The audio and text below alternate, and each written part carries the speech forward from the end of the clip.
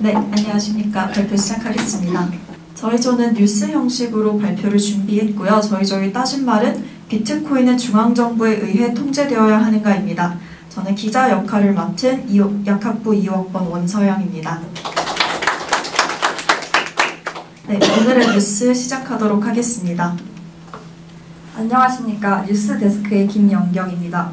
오늘 저희는 디지털 시대의 뜨거운 감자, 비트코인의 두 얼굴을 이야기하고자 합니다. 혁신적인 기술 이면에 이를 악용한 범죄 또한 끊이지 않기 때문입니다. 잠시 뉴스 자료 화면 보고 오겠습니다. 텔레그램과 비트코인을 이용해 마약류를 사고판 40여 명이 경찰에 붙잡혔습니다. 가상자산은 추적하지 못할 것이다. 이런 그들의 예측은 여지없이 빗나갔습니다. 경찰의 가상자산 거래소 압수수색에 허를 찔린 겁니다. 이들은 보안성이 뛰어난 텔레그램 대화방을 만들어 대마를 거래했습니다. 결제는 가상화폐인 비트코인을 썼습니다.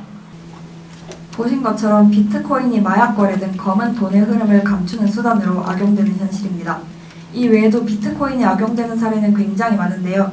우리는 어떤 해결책을 모색해야 할지 숙명여대 경제학과 최차영 교수님과 이야기 나눠보겠습니다. 어서 오십시오, 교수님. 네, 안녕하세요.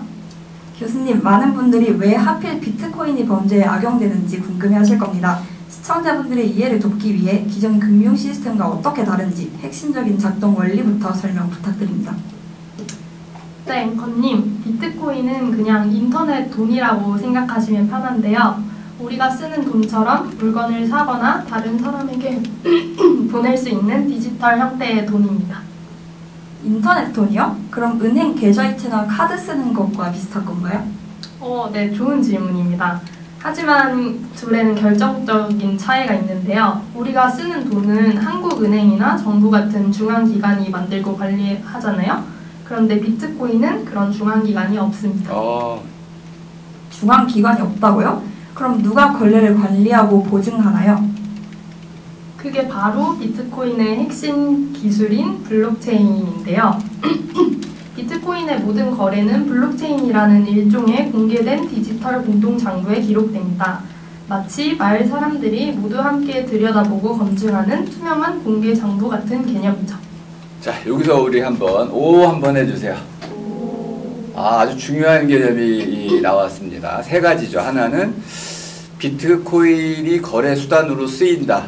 그러니까 돈과 같다. 두 번째는 이것을 관리할 중앙정부는 없다. 돈인데 중앙정부는 없다. 그러면 어떻게 관리가 되는 걸까? 블록체인이라는 기술을 통해서 이루어진다. 이 세 가지를 이해하시면 오늘 발표 주제를 잘 이해할 수 있습니다. 네. 마을 사람들이 다 같이 쓰는 공개 장부라니 흥미로운 비유네요. 그래서 어느 한 사람이 마음대로 내용을 바꾸거나 속일 수가 없는데요.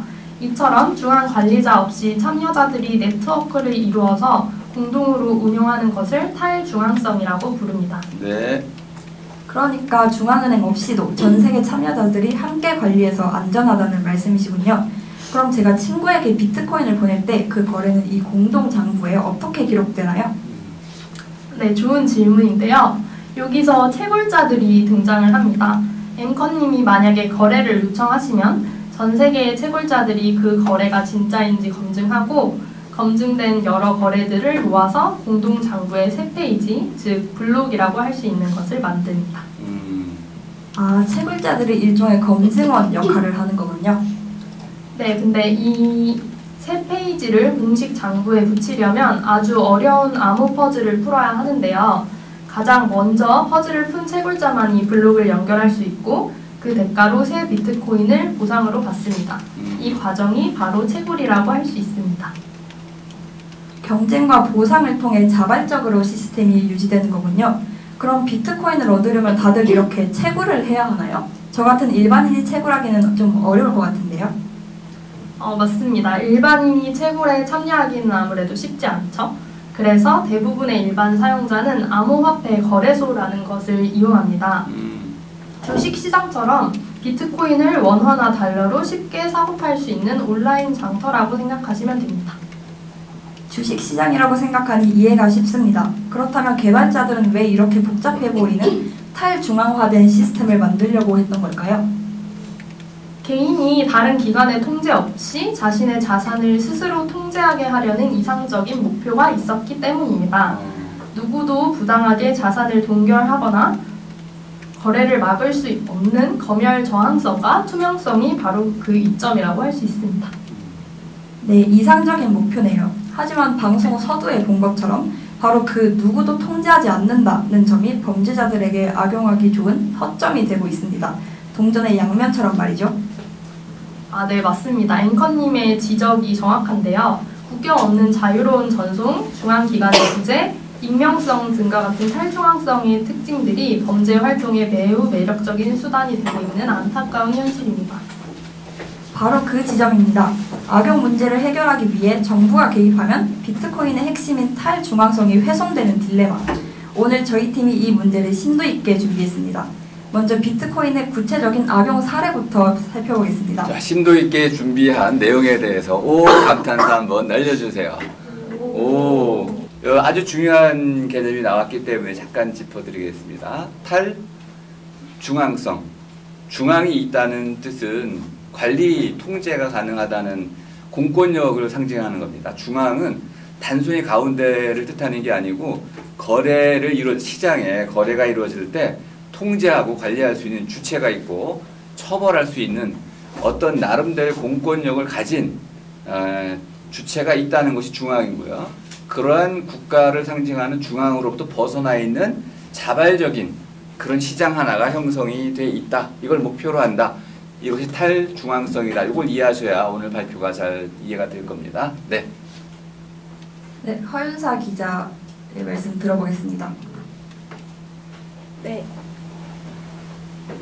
네, 저는 지금 사이버 수사대가 있는 서울지방경찰청에 나와 있습니다. 최근 경찰은 다크웹과 SNS를 통해 마약을 거래한 일당 450여 명을 무더기로 적발했습니다. 이들은 텔레그램 등 소셜미디어를 통해 은밀히 마약을 사고 팔다가 덜미를 잡혔습니다.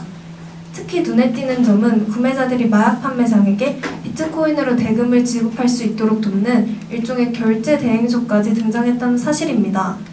이러한 가상자산 거래 대행업자 4명도 함께 입건되었는데 등록되지 않은 불법 환전상을 차려 마약 거래 대금을 비트코인으로 바꿔 송금해준 혐의를 받고 있습니다. 해당 마약 거래 조직은 2019년부터 최근까지 5년에 걸쳐 인터넷을 통해 대마초, 엑스터시, 필로폰 등의 마약류를 유통해왔습니다. 구매자들은 판매책이 알려준 장소에 마약을 숨겨두면 가서 찾아오는 이른바 던지기 수법을 통해 마약을 받았는데요. 돈을 주고받는 과정에서 추적을 피하기 위해 비트코인과 같은 가상자산을 활용한 것입니다. 경찰 조사 결과 붙잡힌 마약 구매자들의 90% 이상이 20대, 30대의 젊은 층이었고 10대 청소년들 일부 포함되었습니다. 인터넷과 암호화폐 사용에 익숙한 MZ세대가 호기심에 마약 구매까지 손에 대는 심각한 현실이 드러난 것입니다. 사실 이러한 비트코인 악용 범죄는 이번이 처음이 아닙니다. 2015년 창원지방검찰청은 미국과 캐나다로부터 약 10억 원 상당, 약 20kg에 달하는 대마초를 밀수하고 그 결제 대금과 자금 세탁 수단으로 비트코인을 이용한 마약 밀수 조직을 적발한 바 있습니다.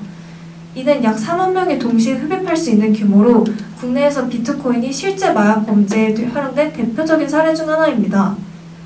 당시 검찰은 해당 사건을 신종 마약 범죄로 규정하고 비트코인의 구조적 특성이 범죄 은닉 및 확산에 기여한 점을 지적했습니다. 이후에도 비트코인을 악용한 유사한 사례는 이어졌습니다. 2021년에도 서울경찰청은 다크웹에서 비트코인 등 가상화폐로 마약을 거래한 혐의로 521명의 마약사범을 적발한 바 있습니다. 불과 몇 년 사이에 수백 명 규모의 온라인 마약 거래 조직이 연달아 적발된 만큼 비트코인을 이용한 신종 마약 유통이 우리 사회에 확산되고 있습니다. 국제를 살펴봐도 상황은 비슷합니다. 약 10년 전 미국에서는 악명 높은 다크웹 실크로드 사건이 발생했는데요. 2011년부터 2013년까지 운영된 실크로드 사이트에서는 수많은 마약상과 범죄자가 비트코인으로 대규모 마약 거래를 벌이고 범죄 수익을 세탁하다가 적발되었습니다. 결국 설립자는 체포되어 종신형을 선고받은 바 있습니다. 또한 최근에는 아예 암호화폐 자금 세탁 전용 서비스인 이른바 믹서를 운영하던 일당이 국제 공조 수사로 적발되기도 했습니다. 미국 법무부에 따르면 이들은 암호화폐 믹서 서비스를 통해 랜섬웨이 수익 등 범죄 자금 세탁을 도와준 혐의로 기소되었는데, 이러한 믹서는 범죄로 얻은 비트코인을 뒤섞어 추적을 어렵게 만드는 수법입니다. 전 세계적으로 비트코인과 가상자산을 악용한 범죄에 대응하기 위해 이처럼 국가 간 공조와 단속이 강화되고 있습니다. 이처럼 실제 사례에서 드러나듯 전문가들은 비트코인의 익명성과 편의성이 범죄를 부추긴다고 분석합니다. 수사기관도 대응책을 마련하고 있습니다만은 현실적으로 가상자산 자체를 금지하는 것은 한계가 있기 때문에 관리와 추적 역량을 강화하는 쪽으로 가고 있습니다. 국내 거래소에서 실명제와 자금 세탁 방지 의무를 부과하고, 경찰과 검찰은 블록체인 분석 툴을 활용한 추적, 그리고 해외 기관과의 공조 수사도 강화하고 있습니다. 다만 기술 발전 속도가 워낙 빠르기 때문에 지속적인 법과 제도의 정비, 국제 협력이 중요하다는 게 전문가들의 공통된 목소리입니다. 국내 자산가들이 비트코인 등 가상 자산을 이용하여 세금을 회피하거나 불법으로 자금을 운용한 사례가 잇따르고 있습니다. 특히 상속 과정에서 비트코인이 탈세 수단으로 쓰이는 정황까지 포착되었는데요. 정부와 국세청이 단속과 제도 개선에 나섰지만 한계도 적지 않습니다. 자세한 내용 원서영 기자가 보도하겠습니다. 최근 일부 고액 자산가들 사이 갓 채굴된 비트코인을 찾는 수요가 늘고 있습니다. 자녀에게 자산을 물려주는 과정에서 과세당국의 추적을 피하기 위해서입니다. 이는 채굴로 처음 얻어져 아직 거래 기록이 없는 코인, 이른바 버진 코인을 이용해 과세당국의 추적을 따돌리려는 새로운 편법 증여 수법입니다. 비트코인은 누구나 거래 과정을 확인할 수 있는 특징을 가지고 있습니다. 즉, 거래로 기록이 남는 코인을 취득하면 과세당국이 확인하는 것이 가능합니다. 이들은 장외 거래를 통해 갓 채굴된 비트코인을 구한 뒤 자녀의 개인 지갑으로 직접 보내어 마치 자녀가 스스로 채굴을 얻은 것처럼 가장합니다. 경우에 따라 아예 성능 좋은 채굴기를 자녀에게 사주거나 채굴 대행 서비스를 통해 처음부터 자녀 지갑으로 비트코인이 채굴되도록 만드는 경우도 있습니다. 블록체인 거래 내역을 통해 보면 이전에 다른 사람과 거래된 흔적이 없기 때문에 겉보기에는 자녀가 채굴로 코인을 얻은 것처럼 보여 증여로 인한 과세당국의 추적을 피하려는 의도입니다. 세법상 가상자산도 상속과 증여세 과세의 대상입니다. 따라서 자녀에게 비트코인을 넘겨줄 때도 증여 또는 상속세를 내야 합니다.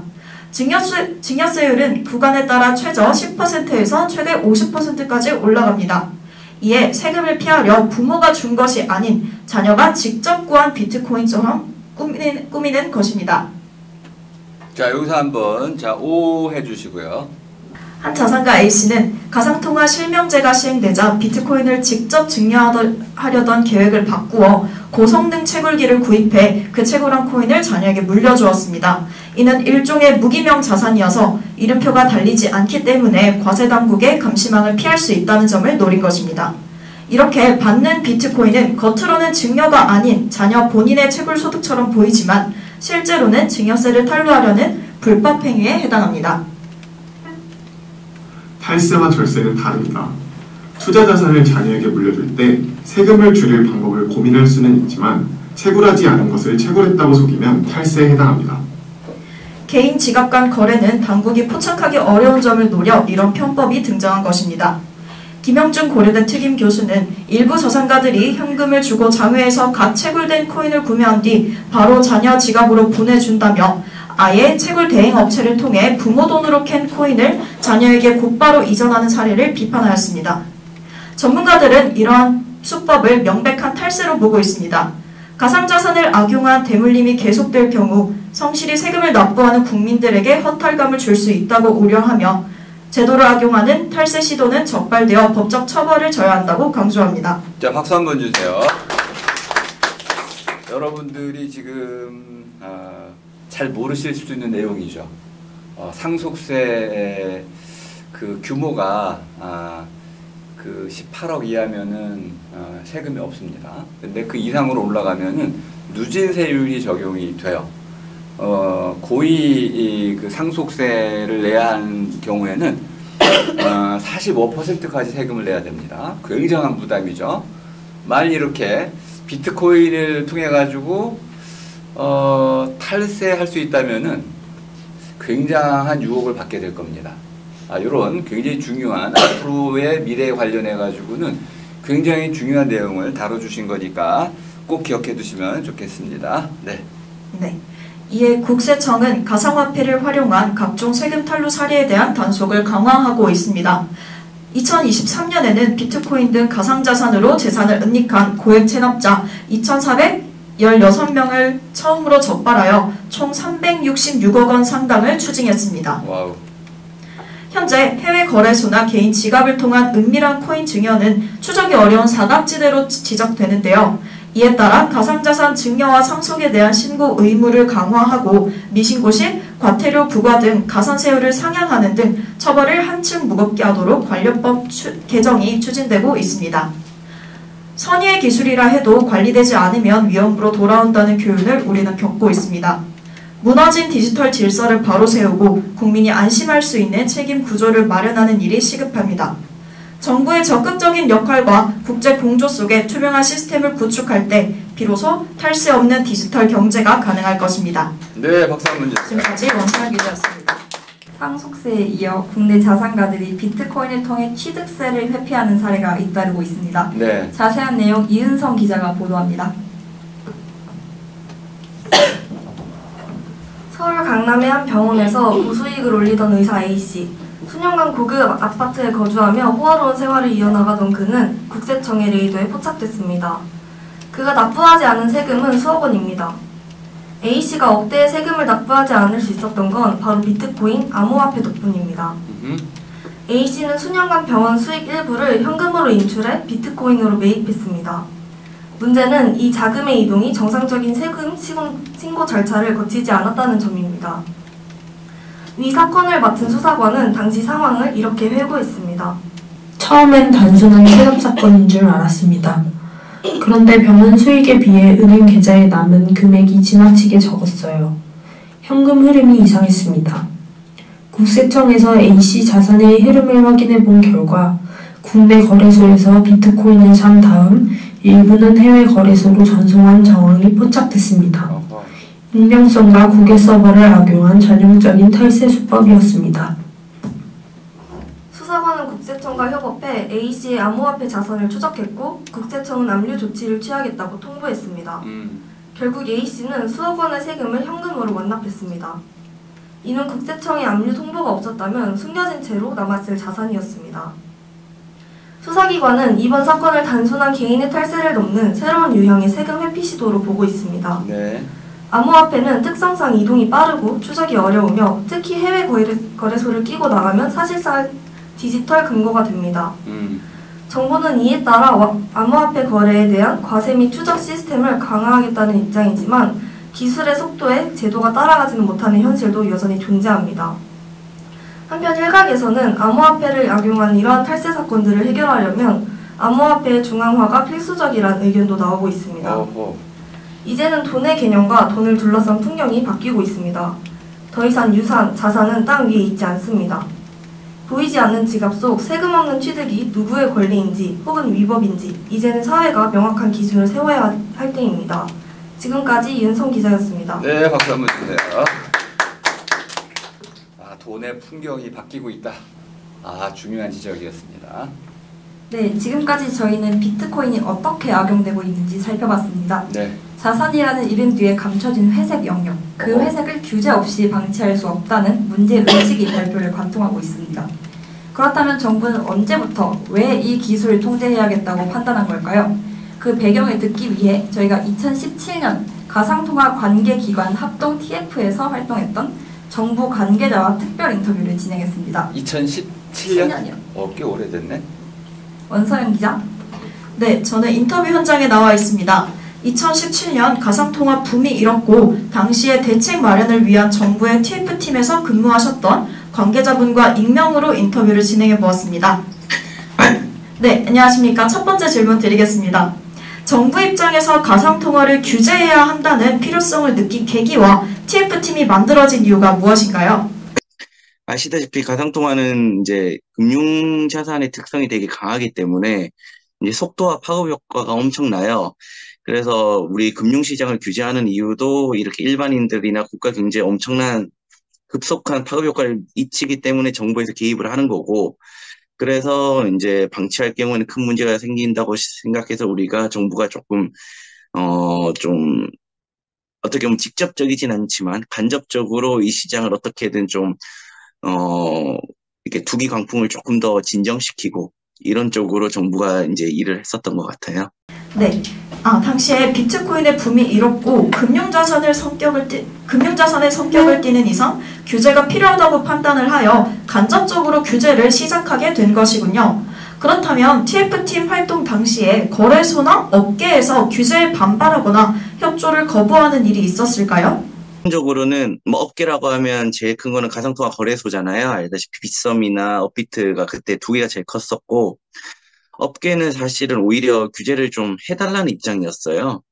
그러니까 아까 말씀드렸듯이 규제를 좀 만들어야 이게 제도권 안에 편입이 되고, 그러면 이제 정부에서 가상통화라는 거를 제도권 안에 편입시켰으니까 많은 투자자들이 몰릴 수 있으니까, 그런 입장에서 업계는 오히려 좀 규제를 해달라는 입장이었어요. 그래서 정부 입장에서는 그렇게 본격적으로 제도화할 수 없으니까 고민이었던 거고, 오히려 업계에서는 계속 빨리 제도화를 시켜달라, 뭐 규제를 해달라 이렇게 얘기를 했었던 거고, 그래서 업계가 그 당시에는 막 엄청 반발해서 규제를 만들면 이제 안 된다 이렇게 얘기한 적은 없었고요.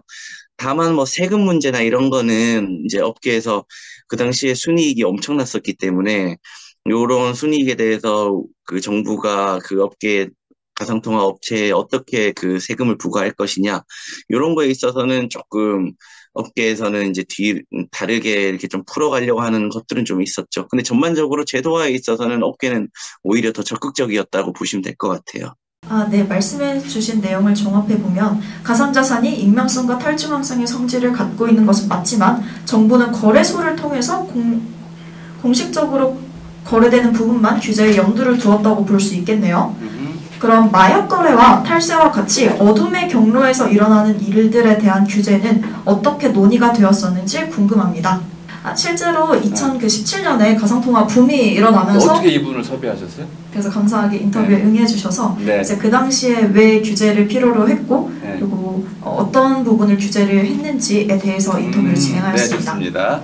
그렇죠. 그러니까 이제 비트코인이 사실은 실제로 쓰이는 영역이 어디냐라고 잘 보면 우리가 일상생활에 거의 누가 쓰질 않아요. 왜냐하면 비트코인 자체는 기술적으로 한계가 있는 거거든요. 블록체인이란 기술도 완벽한 기술이 아니기 때문에 한계가 있어서 개인 간 거래 잘 안 쓰이는데, 말씀 잘 하셨다시피 이게 그런 익명성이나 탈중앙성 때문에 마약 거래 이럴 때 쓰잖아요. 이렇게 어둠에 이런 데다 많이 쓰기 때문에 그거에 있어서 참 단속하기가 쉽지 않을 거예요. 이거는 뭐 경찰이든 검찰이든 그쪽 입장에서는. 그래서 이제 마약 거래할 때 내가 마찬가지죠. 제가 이제 현금을 들고 가가지고 그 사람한테 돈을 주고 마약을 샀으면 그건 추적은 안 되잖아요, 기본적으로. 그리고 근데 이제 카드 결제를 하면 추적이 되겠죠. 그러니까 이제 비트코인은 현금처럼 익명성이 보장되기 때문에 이제 많이 쓰이는 거고, 근데 그런 거는 뭐 어쩔 수 없죠. 검찰이나 경찰이 그 현장에서 뭘 찾는다거나 다양한 전화 기록이나 이런 걸 통해서 할 수밖에 없는 거고, 이건 기술적으로. 근데 이제 가상통화 거래소의 뭐 탈법적인 행위나 이런 것들은 가상통화 거래소는 다 자기가 아이디 인증 받은 다음 들어가게 되잖아요, 개인도. 그러니까 누가 가상통화 거래소를 통해서 거래를 하게 되면 이 기록이 다 남기 때문에 그건 또 다른 차원으로 규제할 수 있는 부분이 있는 거죠. 네, 감사합니다. 그러면은 그 당시에는 이제 규제가 거의 다 거래소 위주로 이루어졌던 거고, 개인 간의 거래는 현금 거래를 일일이 다 규제할 수 없듯이 규제할 수 그렇죠. 없다라고 판단을 하셨던 걸까요? 그렇죠. 그 비트코인 자체 개인 거래에 대해서 우리가 물론 이제 비트코인이 나쁘게 쓰이는 거는 문제지만, 나쁘게 쓰이는 영역이 있는 건 문제지만, 그렇다고 우리가 현금을 누가 이렇게 어둠의 경로를 이렇게 줬다고 해서 그 현금이 문제라서 없애버리진 않잖아요. 그냥 비트코인 자체도 1대1에 그렇게 하는 거에 있어서 그 행위 자체를 처벌해야 되는 거지, 비트코인을 처벌할 수는 없는 거고. 다만 이제 아까 얘기했듯이 그런 것들도 조금 문제가 되는 거지만, 가상통화 거래소라는 거는 훨씬 더 파급 효과가 크거든요, 이거는. 그렇기 때문에 거기에 조금 집중했었죠. 네, 명쾌한 답변 감사합니다. 종합해보면 행위에 대한 처벌보다는 거래소를 통한 예측되는 직접적인 피해에 대해서 규제를 목표로 했던 것이네요. 인터뷰에 응해주셔서 감사합니다. 네, 박수 한번 주세요. 네, 지금까지 현장에서 원차영 기자였습니다. 제가 듣기로는 행위에 대한 처벌을 해야 된다고 그 인터뷰를 하신 것 같은. 네, 이제 경찰과 검찰에서 마약 거래에 대한 현금으로 이루어진다고 해도 현금을 없애는 것이 아니라 마약 거래에 대한 처벌을 하듯이 그건 이제 경검의 역할이고 그 당시 가상통화 TF팀에서는 그런 어둠의 경로에 대한 규제보다는 거래소를 통한 이제 공식적인 예측되는 피해들에 집중을 했다라고 답변해 주셨습니다.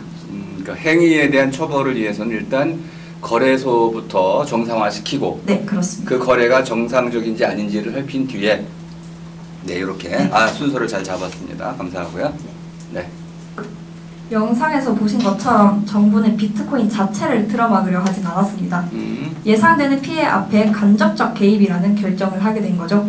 최차영 교수님, 지금까지 내용을 종합해 주시겠다면요? 네, 비트코인은 이제 단순한 신기술이 아닙니다.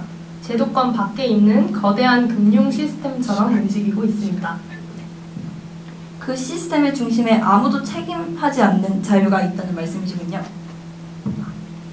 네, 누구나 마음대로 거래할 수는 있지만 문제가 터졌을 때 아무도 책임지지 않는 구조입니다.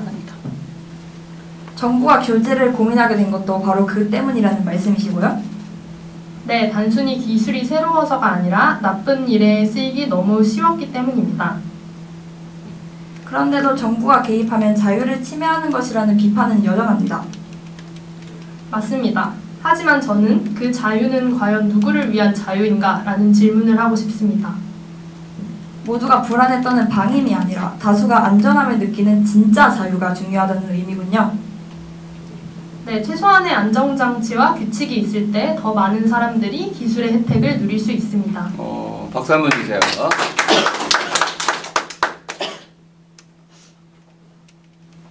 마지막으로 오늘 논의의 핵심을 시청자들이 알기 쉽게 정리해 주신다면요? 네, 그래서 해결책으로는 국제 공조와 국제 협력 그리고 유연한 제도 설계가 정말 중요하다고 할 수 있고요. 이건 통제냐 자유냐를 선택하는 문제가 아닙니다. 핵심은 문제가 터졌을 때 누가 책임질 것인가입니다. 가장 이상적인 모습은 기관이 든든한 울타리 역할을 해주면서도 비트코인의 기술의 장점은 최대한 살려주는 것입니다. 책임질 수 있는 울타리 안에서 기술의 장점을 누리는 지혜가 필요하다는 말씀이시군요. 와우. 최차영 교수님, 오늘 깊이 있는 분석 정말 감사합니다. 네, 감사합니다. 네, 박수 한번 주세요. 책임의 울타리, 멋있는 표현입니다. 네. 마지막으로 한마디 하고 끝내겠습니다. 네. 오늘 저희의 논의가 기술의 혁신과 사회의 책임 사이에서 어떻게 균형을 찾아야 할지 함께 고민하는 계기가 되었기를 바랍니다. 기술이 세상을 바꾸는 속도는 점점 더 빨라지고 있습니다. 우리 사회도 그 속도에 맞춰서 고민하고 계속 변화해야 합니다. 멈춰있는 기술이 없듯이 멈춰있는 제도도 있을 수 없습니다. 와우. 시청해주셔서 감사합니다. 네. 네, 안녕하세요. 컴퓨터과학 전공 23학번 김정현입니다. 네. 오 팀장님 대신해서 총평 먼저 하겠습니다. 네. 일단 모든 분들 발음이 다 너무 좋으셔가지고 실제 뉴스 듣는 것처럼 발음도 너무 또박또박하고 차분하게 잘 해주신 것 같아요. 네.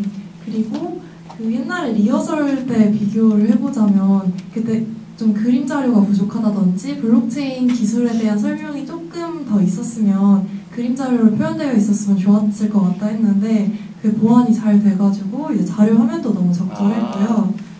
그리고 중간중간에 나오는 인터뷰 영상이나 처음에 이제 실제 뉴스 영상으로 시작을 해서 발표 좀 이목을 집중시키고 실제 발표처럼 실감나게 잘했던 것 같고 그리고 조장님 기자 이렇게 역할 하실 때도 목소리가 너무 이렇게 또랑또랑하게 잘 들려서 좋았던 것 같습니다.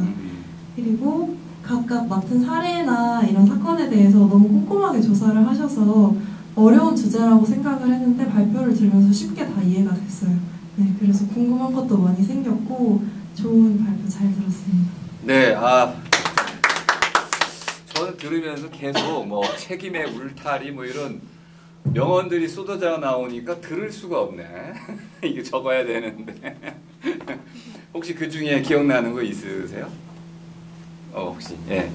아 저요? 네. 저도 명언으로 적어 놓을 만한. 적어 놓았는데 네. 기술의 혁신과 사회의 책임 사이에서 균형을 맞춰낸다는 말이 인상 깊었어요. 그거 누가 만들었어요? 그것도 저희 둘이 계속 대본 같이 작업. 대본 같이 쓰면서. 표절한 건 아니죠. 네, 아닙니다. 네. 이제 지금부터는 좀 아쉬운 점이라든지 이런 것도 좀 말씀을 해주시면 좋겠습니다. 우선은 비트코인이라는 다소 어려운 주제를 선정을 하셨는데 네. 적절한 흥미로운 사례랑 꼼꼼한 자료조사를 통해서 수준 높은 발표가 이루어진 것 같아서 정말 잘 들었습니다. 비트코인, 검은돈, 상속세, 취득세 같은 무거울 수 있는 주제를 뉴스 형식을 통해 재미있게 다뤄주셨고요. 방금도 말한 것처럼 멋진 표현으로 잘 다듬어져 있어서 내용뿐만 아니라 표현의 깊이도 정말 있었다고 볼 수 있을 것 같습니다. 표현의 깊이. 그것도 괜히 멋있네. 네. 표현의 깊이라는 말을 제가 처음 들어보는 것 같아요. 본인이 지금 말한 거죠. 박수 한번 주세요. 네네. 표현의 깊이도 아주 훌륭한 말. 여러분 많이 써주세요. 좋은 말인 것 같습니다. 네. 일단 뉴스 형식으로 발표한 게 일단 먼저 흥미로웠고요. 그리고 인터뷰가 생각보다 되게 깊이 있게 진행된 것 같아서 교수님이랑 인터뷰한 것도 그렇고 관계자분 섭외해서 인터뷰한 것도 그렇고 뭔가 발표자분들의 성의가 드러나는 부분이었다고 생각합니다. 그리고 마지막에 교수님 역할을 맡으신 분이랑 내용을 정리해 주신 게 질의응답식으로 하나씩 이어지다 보니까 이게 쏙쏙 바뀌어서 이해하기 쉬웠습니다. 왜 이런 뉴스 형식인데 인터뷰도 길게 나오고 또 토크 같은 것도 좀 가미가 되고 그러면 이게 무슨 뉴스 쇼 같은 개념이죠? 네, 맞습니다. 네, 그렇게 한번 설명해 주시죠. 네, 우선 저희가 뉴스 형식을 선택하게 된 계기는 저희가 아무래도 주제가 좀 딱딱하다 보니까 이걸 좀 어떻게 효과적으로 전달할 수 있을까라고 고민을 많이 해보았습니다. 그래서 그냥 일반적인 발표 형식으로 하면 좀 더 어렵게 느껴지지 않을까라고 해서 아예 컨셉 자체를 뉴스 형식으로 사회적 문제에 대해서 보도한다라는 느낌으로 컨셉을 잡았습니다. 그래서 이제 앵커 역할을 맡으신 분과 전문가 역할을 맡으신 분께서 오프닝과 클로징을 담당해 주셨고 원래는 이제 좀 대본 형식보다는 각자의 분량이 조금 더 문장이 길었었는데 더 효과적으로 전달을 드리기 위해서 이렇게 질의응답식으로 한 문장씩 건너뛸 수 있도록 저희가 더 조정을 했고요. 이제 저희도 회의도 여러 번 진행을 하면서 계속해서 대본을 같이 수정을 해나갔습니다.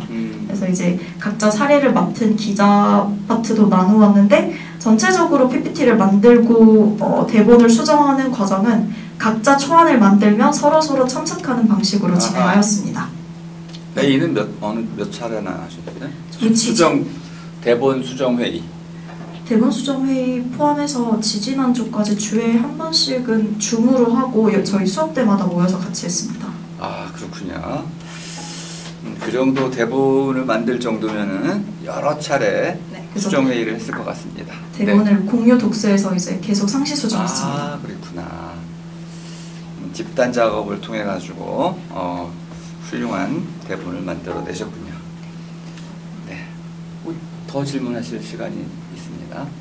비트코인이 탈세에 악용되는 사례를 말씀 주셨는데 비트코인 채굴기를 자녀에게 선물하는 게 그게 어떻게 탈세가 될 수 있는 건가요?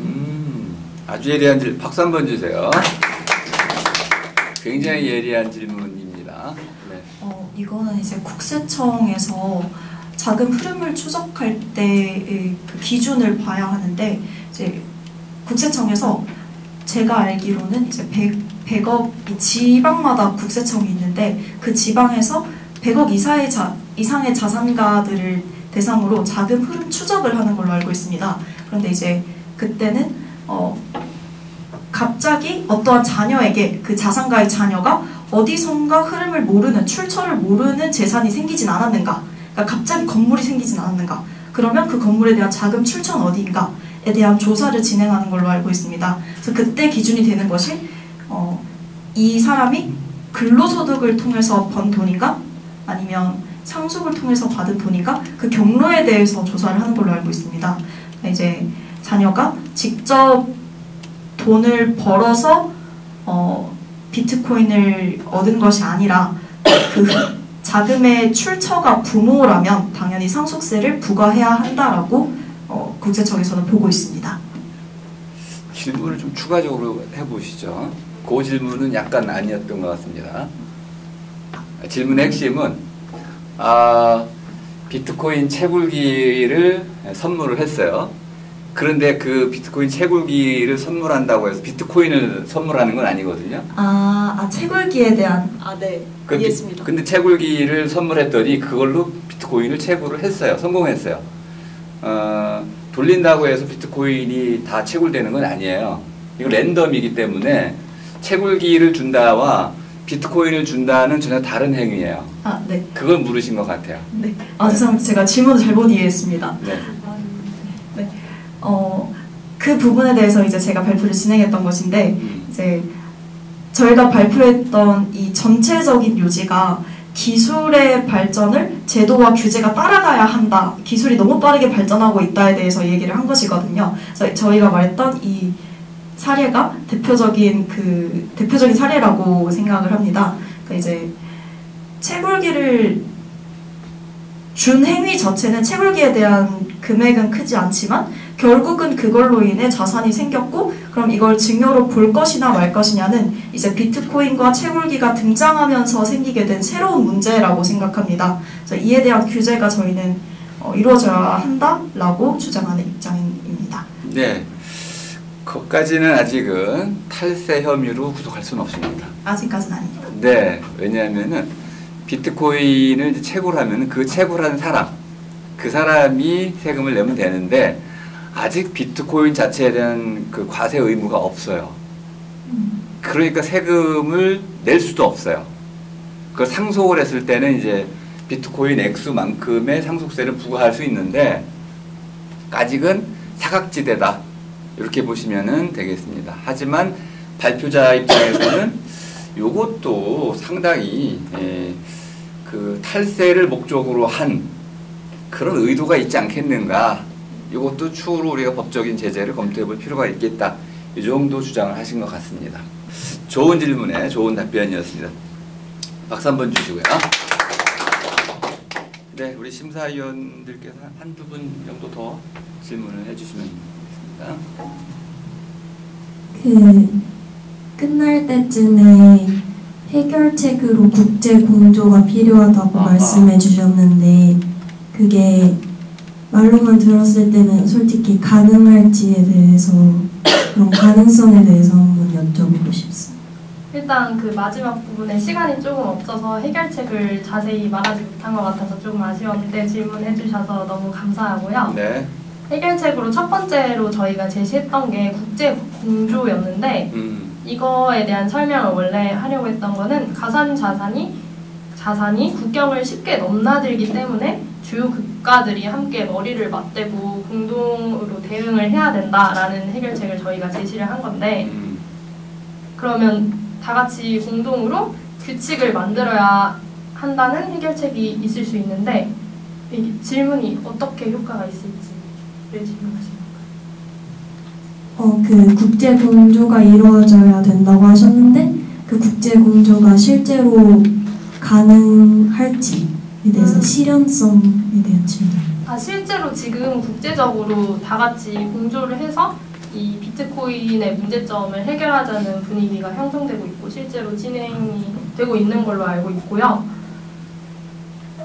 네, 그래서 실제로 지금 한 국가에서 규제를 하면 해외 우회 같은 문제들이 점점 진화를 하고 있기 때문에 국가 단위 규제만으로는 부족하고 지금 G20이나 EU처럼 그 공동 국가 주요 국가 간에 공통된 기준을 마련하려고 협의를 하고 있는 걸로 알고 있습니다. 그래서 정보 공유 체계를 마련하려고 준비 중인 것으로 알고 있습니다. 감사합니다. 여기 이제 각국의 그 국가마다 이제 그 범죄인 인도 규약을 맺은 국가들끼리는 가능해요. 그런데 그렇지 않은 국가들이 있어요. 그쪽으로 도망을 가거나 그쪽 은행에서 이걸 혹시 인출을 하게 되면은 그때는 공조할 수가 없어요. 네, 전 세계적으로도 이게 큰 문제이긴 한데 그래도 EU 같은 경우 미국, 중국, 일본, 한국 이런 경우에는 공조 가능해서 잘 되고 있지는 않아요. 당연히 국내법도 미비한 바가 크기 때문에 잘 되진 않지만은 협력의 필요성은 서로 공감하고 있다. 이 정도까지는 지금 합의가 이루어지고 있는 상황입니다. 네. 비트코인과 블록체인 기술 자체가 탈중앙성에 기반한 기술이라고 하셨잖아요. 그리고 개인들이 협력해서 관리하는 그런 시스템이라고 했는데, 그리고 또 익명에 기반한 기술이라고 했는데, 그러면 수사할 때는 어떻게 진행되나요? 일단 우리나라가 거래소를 일단 규제하는 법이 있기는 해요. 그래서 그 특정 금융정보법 특근법이라고 해가지고 그 거래소에 가입을 할 때 자기의 그 가상 계좌하고 개인 정보를 일단 연결을 하도록 그런 규제를 하도록 거래소에 하도록 이렇게 하고 있다고 저는 알고 있습니다.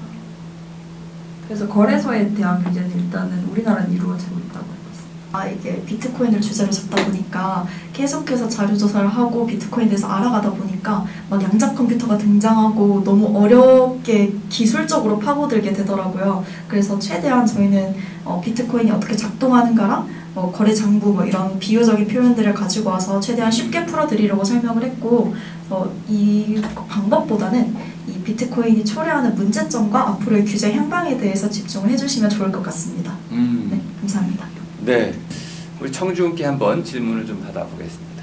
네, 자기소개도 좀 해주시고요. 안녕하세요. 질문을 하게 된 영어문학과 최혜연입니다. 네, 박수 한번 주세요. 일단 비트코인이 사용되는 게 물론 그 범죄나 그런 암흑 세계에서 자주 사용하는 것도 있지만, 이렇게 저희 부모님 같은 개미들이 수익을 얻기 위해서 이렇게 비트코인을 구매하는 경우도 여러 봤거든요, 주변에서.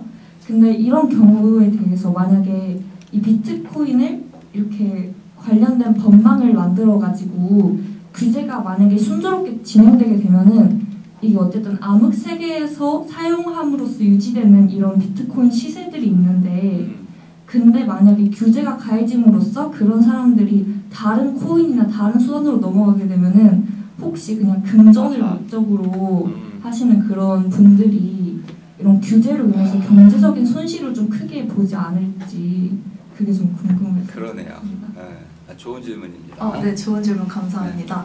저희가 그 아까 TF팀 관계자분께서 처음에 이제 아까 좀 일이 있었어가지고 다들 못 들으셨는데 그때 이제 관계자분께서 이야기를 하셨던 게 애초에 정부가 규제를 해야겠다고 마음을 먹은 계기는 이게 이제 새로운 비트코인이 등장을 하면서 투자가 과열이 되고 이게 금융 자산으로서의 성격을 띄어서 규제가 필요하다라고 느꼈다라고 이야기를 하셨거든요. 그러니까 이제 어둠의 경로보다는 실제로 그 금융 자산의 성격으로 투기나 이런 투기의 과열의 목적으로 사용되는 점에 대해서만 간접적으로 규제를 했다라고 이야기를 해주셨습니다. 네. 그래서 또 직접적으로 규제를 하면 방금 말씀해주셨다시피 갑자기 급락을 한다거나 이런 자산 변동의 문제가 생길 수 있기 때문에 간접적으로 그 거래소를 규제하는 방안으로만 일을 하셨다라고 이야기를 해주셨었습니다. 네, 아무나 마무리 해주시죠. 네. 오늘 되게 알찬 내용으로 자료까지 짜곡짜곡 잘 정리해서 PPT에 담아서 이렇게 발표까지 잘 해주셨는데 정말 잘 들었습니다. 감사합니다. 네, 자 이것으로 우리 발표와 심사를 모두 마치겠습니다.